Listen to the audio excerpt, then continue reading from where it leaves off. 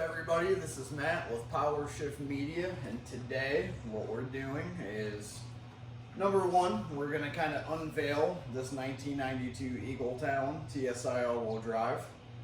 You guys may remember this from the barn find video Nathan did, I believe it was 2 years ago. Nathan has since, I believe, hosted the first wash in over 10 years of this car. We have passed the torch on to our good friend Casey. This now belongs to him.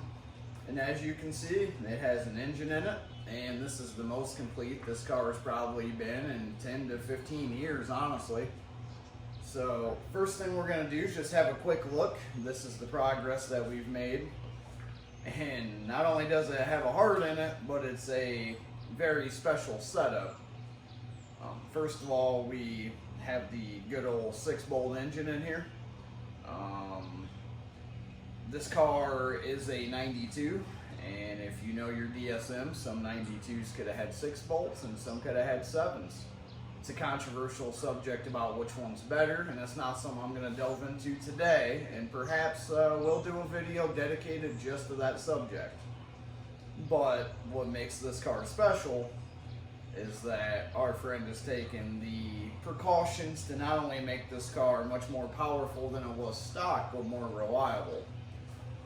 We have a second generation automatic transmission in here, and the 2G autos are known to be substantially stronger than the 1G autos. So we have this first generation 6-bolt engine mated to a 2G transmission. Now, it's not like we're reinventing the wheel here. It's been done many times, but it is a little bit more involving of a thing to do, and they've definitely been the ones doing all of that work. But the second generation transmission, it's all mounted up, everything's good to go, but you quickly realize you kind of run into some snags doing it. The adapter plate for the transmission is about 1 inch in thickness, which actually causes an axle spacing issue. And overall, just kind of does make things a wee bit more challenging, but we figured it out. And we have a really trick Mishimoto transmission cooler up here with AM lines. What are those? Those -8 AM lines on that transmission, or are they 10s? -6s. Okay, so they're -6s. So we have some -6 AM lines running to the cooler.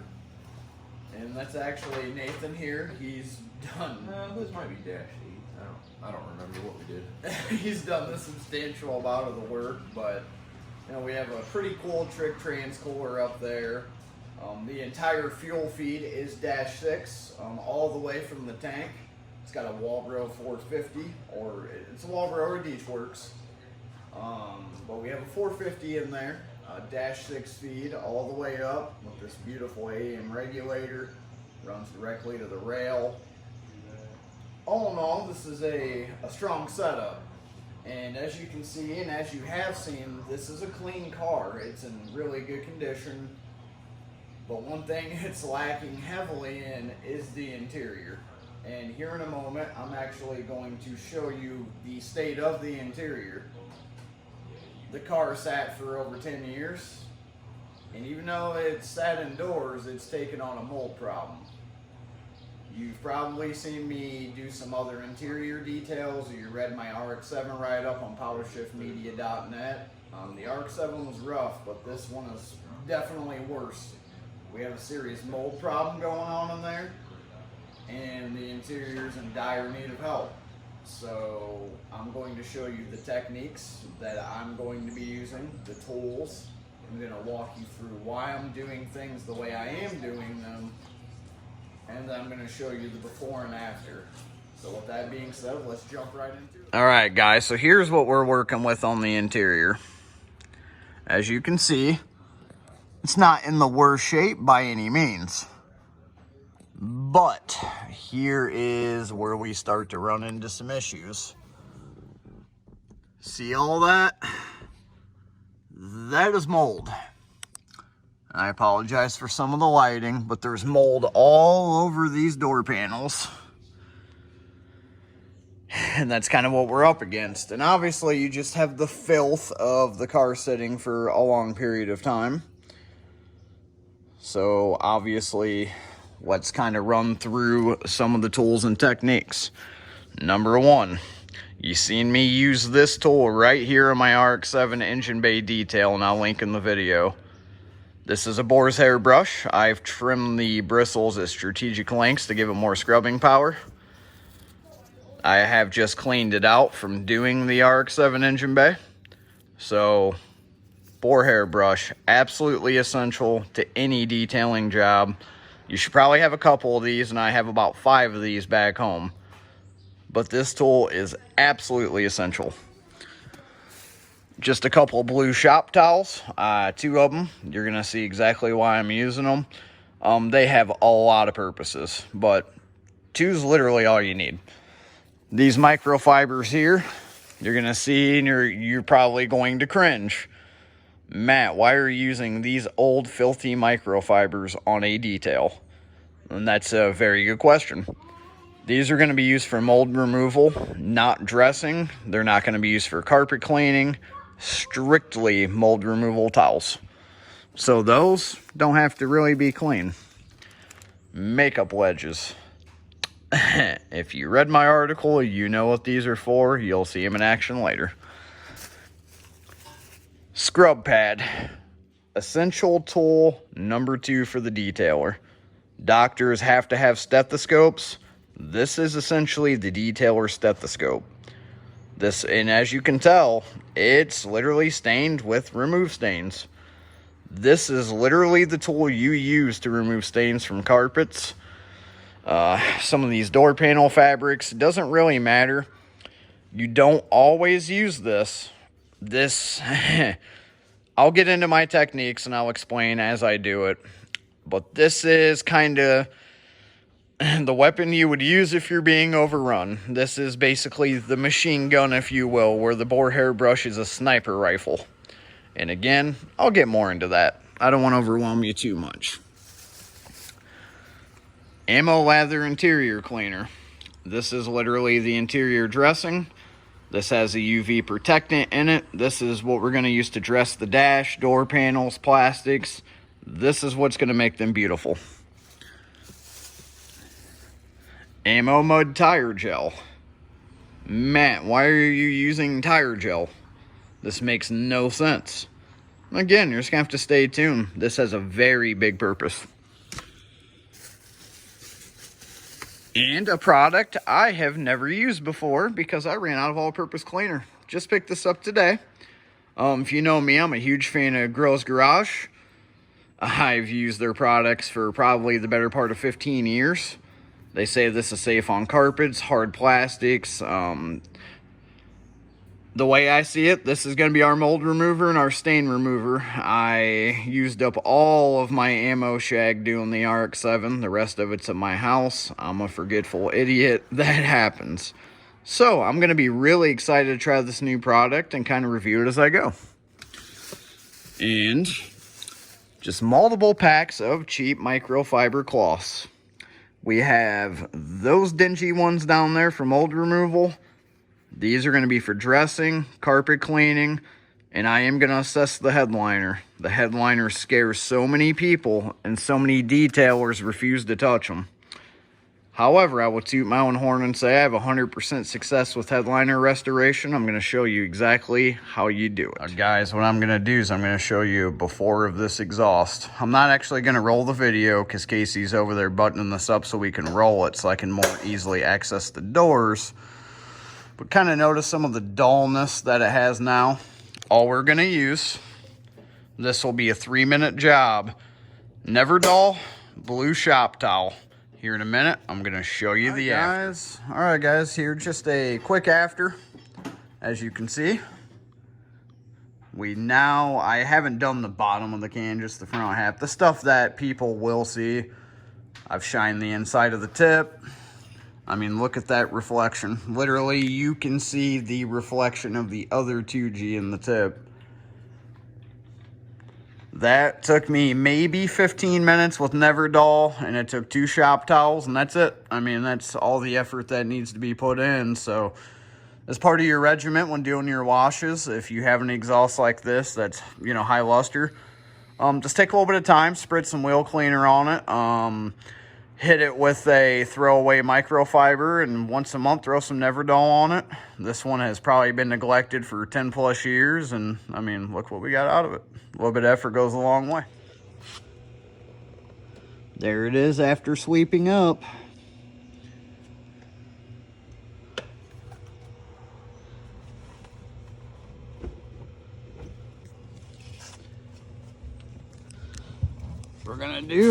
We're gonna move all this stuff back to the seat.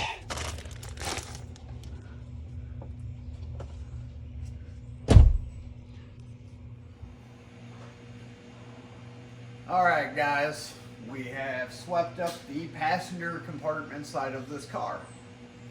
So now what I'm going to do is I'm going to take my boar's hair brush. First thing is I'm going to assess this headliner and ask some pretty important questions. Is it worth saving? And what attention might it need? What I'm actually seeing is there's a stain right here. And there's a stain here, a stain here, a stain here, here, and here. The headliner is worth saving. It's actually in pretty good shape otherwise, all things considering. So for that, when it comes time to do the headliner saving, we are going to, actually I don't have my ammo shag, so we're going to trust that this product's going to do the job. But to test this product, we're going to do it in an inconspicuous area, such as this carpet right here that is actually underneath the floor mat. So product one, we mentioned this scrub pad. It's an extremely vital tool. But before we just jump into it, guns a-blazing, you have to understand why. Why are you using a boar hair brush? And why are you using a scrub pad? So let's go. Boar hair brush. Again, this is the sniper rifle in your battle. It's precise, it's effective, it does the job. It covers smaller area per se than the scrub pad, but ultimately this is a more targeted approach and it's more gentle. Bristles are softer, but they still offer agitation and they offer product spread. Now, if you take your boar hair brush, you mop it up with one of your microfibers and you're seeing that the stain's not removed, that's okay. Chances are this approach just was not aggressive enough. That's when you break out your more aggressive approach, the scrub pad. What the scrub pad does is it's a little bit more of an abrasive. And as you can see, it's very good at pulling stains out. I apologize for my sweating. It's the first hot day we've had. But the scrub pad should only be used after you have realized that attempt number one with your boar brush just wasn't enough. You never want to start out your battle by breaking out all your big guns first, because this is a more aggressive approach. Your risk of potential damage to your upholstery is going to be higher with a more aggressive approach. Think about it like this. If you drive your car around, you just washed it and it rains and it water spots, are you going to polish your car? Sure, it's going to remove the spots, but that's very aggressive, no? You're going to start out by simply washing it, and if that's not enough, you're going to up your approach. Interiors are very unforgiving, especially headliners and especially carpeting. They're a lot less forgiving, and honestly, the whole motto you should have here is less is more. This car has a lot of mold, and we're going to be moving on to these door panels. And my arm is literally sitting in mold, and people who read the things that I write right away, they're gonna yell at me, Matt, why are you not wearing gloves? Matt, why do you not have a mask on? Number one, we ran out of gloves, and honestly, I know it's not an excuse. I didn't realize we ran out. You should always wear gloves. So do as I say, not as I do. And with mold, it is good practice to wear a respirator or a mask, but This job has to get done. Sometimes you gotta do what you gotta do. Don't be like me, be smarter than me, seriously. With that being said, why don't we go ahead? Let's jump right into this in real time.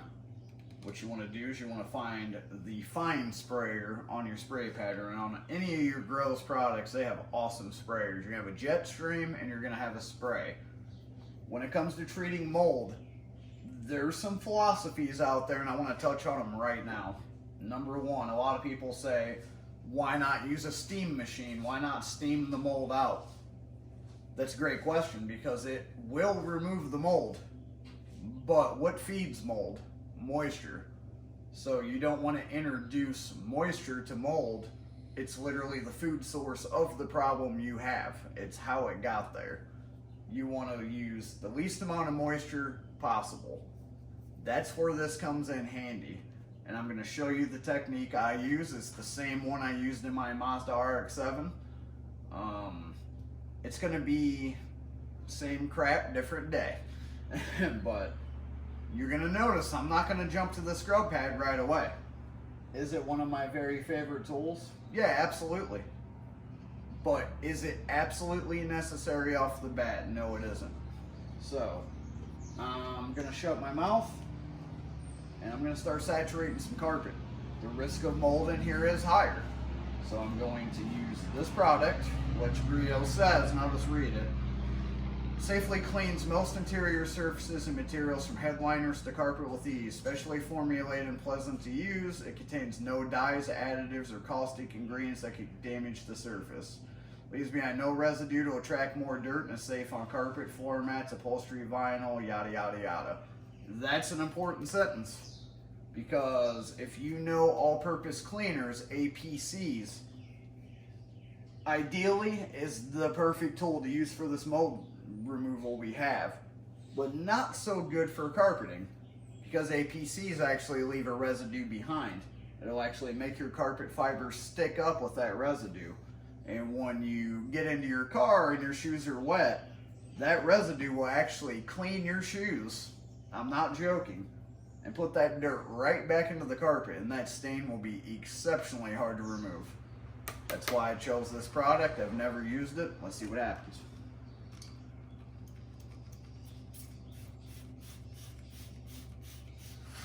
This floor is quite dirty. It might be hard to see in the shot, but it's filthy. It's probably going to use almost all of this bottle, if not all of it, to do these seats and carpets. The exterior of this car is very nice, so we would ideally like to see the interior match. The owner of the car is actually out there. He's doing some other things, and he's quite nervous that the carpet might not come out to the level that I think that it will. And I'm hoping that my optimism is actually accurate. I tend to be pretty optimistic. So, let's see.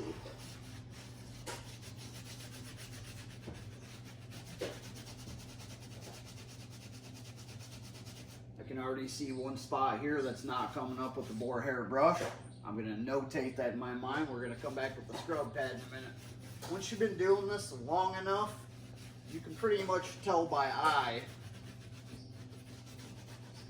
But when you're a novice and you're just learning, which, hey, we've all been there at some point,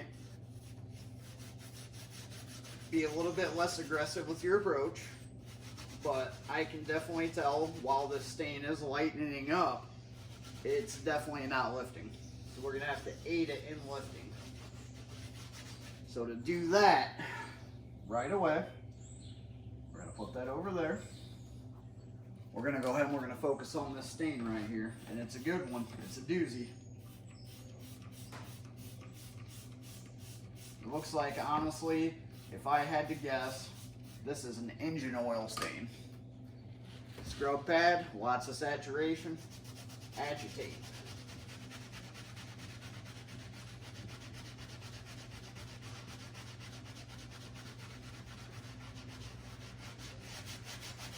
Take your scrub pad, flip it over. Go the opposite direction. You don't want to grind the stain in, but you do want to agitate. And here in a minute, I'm going to show you how we lift the stain because it looks like it's going to come up, which is exciting. To lift the stain, microfiber. As I said, these ones are dirty. They're going to be used for mold. Find a clean spot. Finger, scooping motions, just like that.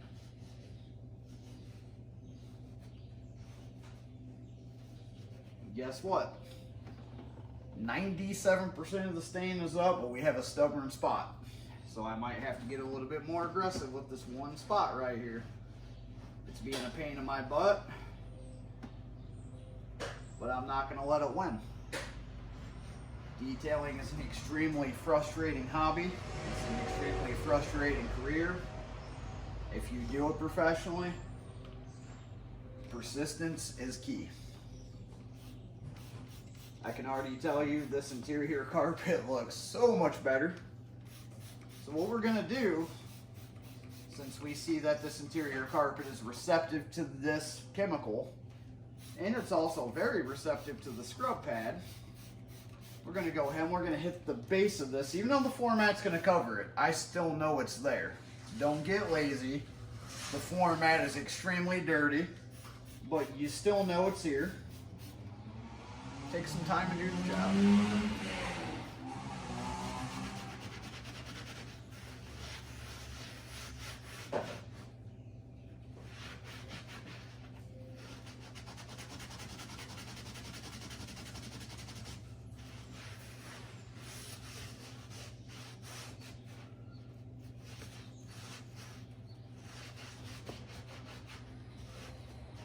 Honestly, these seats probably are not going to need stain removal.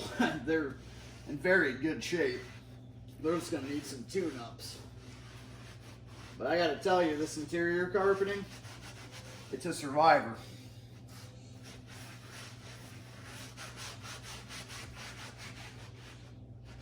Once we're done, we're going to go ahead and we're going to re-vacuum these spots up.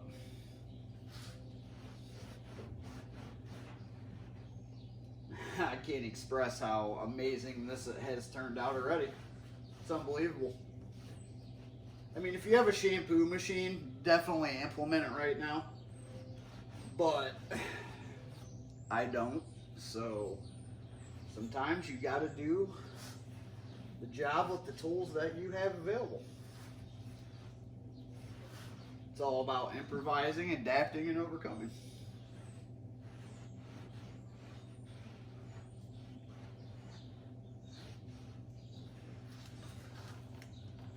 I, for one, am very blown away with that. So I'm gonna step out, get some light into here. Casey, do you happen to have a flashlight, actually? Not on me, there's one back there. Alrighty. You said it's back here? Yeah, it was over by the red toolbox, I believe, when I was hanging out with her line. Alright guys, bear with me as I try to... I just located it. Actually, here in a minute, I'll call him over and I'll let him get a look and see what he thinks of the first steps. The flashlight always tells the story. The carpet looks amazing, but I see a couple spots that need attention. Always grab your light. But these spots will come out with pretty much the greatest of ease. Otherwise, this carpet is rather unbelievable. That, and it's always easier to tell how everything is come together once it's dried.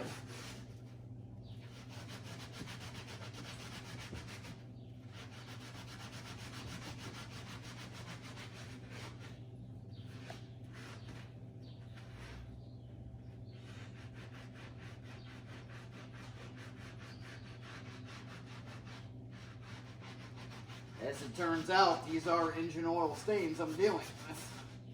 I can tell that because of the coloration of the fluid I am pulling out.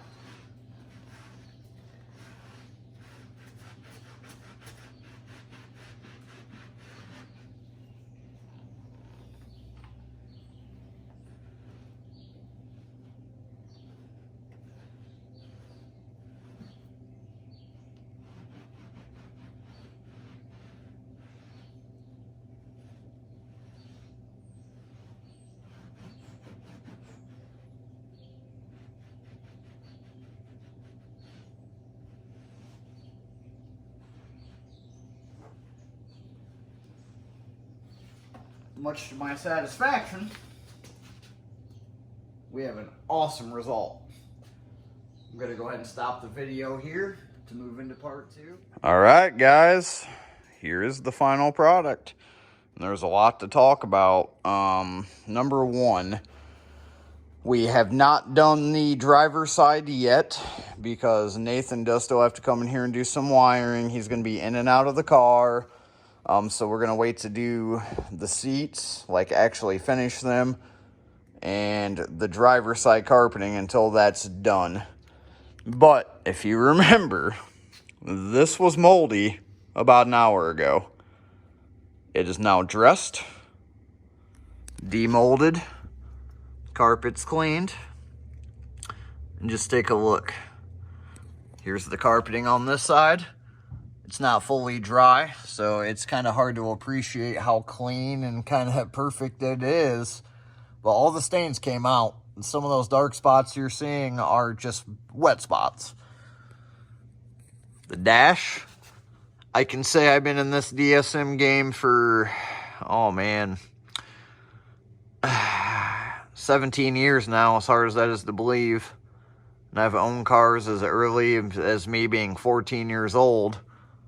This is the cleanest dash I've ever seen, as well as the center console.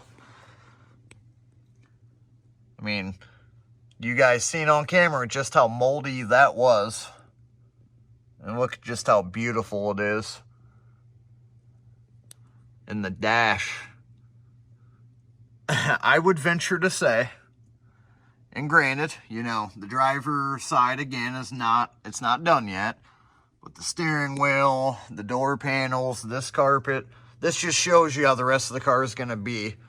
And I honestly think this might be the nicest interior DSM I have ever seen. All for a 1G. And this car sat for, you know, 10 plus years. That's the best estimate I can give. Just, it's beautiful inside. I mean, obviously, these little parts here need some basic attention, but it's nothing that's going to be crazy to do. Just a little bit of time. She's going to be there. I mean, just look at that dash, that center console. It's unbelievable. I'm kind of speechless because where we started, this was all mold encrusted, stains all over the carpets. And the owner of the car jumped in and, you know, did a lot of learning, and he was extremely helpful in doing it, and, you know, learned a lot himself as well and made the process much faster. We even went through, did the door seals using the ammo mud, one of my signature tricks that you probably seen from the RX-7 video or from reading about it, but these door seals turned out perfect. The interior is just unbelievably solid. So this video, the whole theme here is just, no matter where you're starting, no matter how bad it is, break out a vacuum, stand back and assess the situation, figure out what it is you need to do, and just jump in and do it, and don't be afraid to fail. And when you do, learn from it and figure out how to overcome that failure. There's definitely nothing wrong with failing as long as you learn from it and you can jump back in. Yeah, I could tell you 5 years ago, this probably wouldn't have come out quite this nice. So I really wanted to make this video just to show you guys what it is that I do. Using the boar hair brush, the scrub pad, the microfibers. But this is what you can end up with, and I hope it's something that can be inspirational to each and every one of you out there. It's still a work in progress, but I can't wait to show the final pictures and video, and I hope everybody enjoys. Have a happy Memorial Day.